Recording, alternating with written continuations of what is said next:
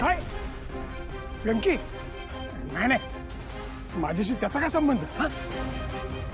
आम्ही गोव्यात असताना एका माणसाने सरेंडर केलं होतं, हो ना? अरे ही केस दाबायचा तुम्ही इतका प्रयत्न करत होतात, मग तुम्ही जेलमध्ये जाऊन बघितलं असेल की नेमका गुन्हेगार कोण होता ते? का तरी तुम्हाला असं म्हणायचं आहे की वेंकी दादासारखा निरपराधी माणूस जेलमध्ये होता ही तुम्हाला कल्पनाच नव्हती? का भावनाच्या घरच्यांची तुम्हाला इतका प्रॉब्लेम आहे की तो बदला घेण्यासाठी तुम्ही या थराला येऊन पोहोचलाय? सांगा ना पप्पा. अरे संपत.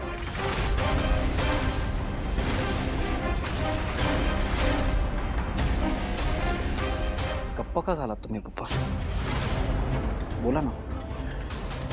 अरे सिद्धू, काय करतोयस तू? हे तुझं डोकं ठिकाणावर आहे की नाही? अरे ज्या माणसाला आत टाकलं तो वेंकी होता हे पप्पांना माहित नव्हतं. आणि तुला काय वाटतं पोलिसांनी वेंकीला उगाच आत टाकलं? त्याची काहीतरी चूक असेल म्हणून आत टाकलं असेल ना? दादा प्लीज, तुम्ही वेंकी दादाला यात घेऊ नका, तो निर्दोष आहे. अरे वा, काय सिद्धू, म्हणजे ही सांगते की हिचा भाऊ निर्दोष आहे हे तुला पटतंय, आणि तुझा जन्मदाता सांगतोय की तो निर्दोष आहे हे तुला पटत नाही. आणि काय रे, ही आपल्या दारापाशी उभं राहायची सुद्धा हिची ऐपत नाही, आणि तिच्या पायी तू आज आपल्या बापाचा अपमान केलास. काय काय चाललंय तुझं? परमेश्वरा, अरे हे सगळं असं बघण्यापेक्षा माझे डोळे का नाही मिटले?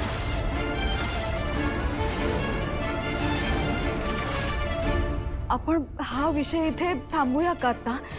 2 घास पोटात गेले ना की जीवात जीव येईल सगळ्यांच्या. नंतर बोलूया आपण हवं तर. अगं काय बोलतेस तू रेणुका?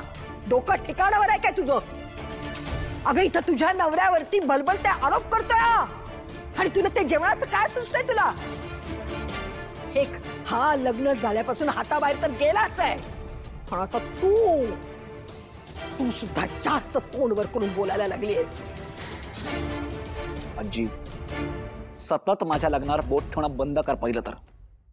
भावना माझी बायको म्हणून या घरात येणं ही माझ्या आयुष्यातली सगळ्यात सुंदर गोष्ट आहे.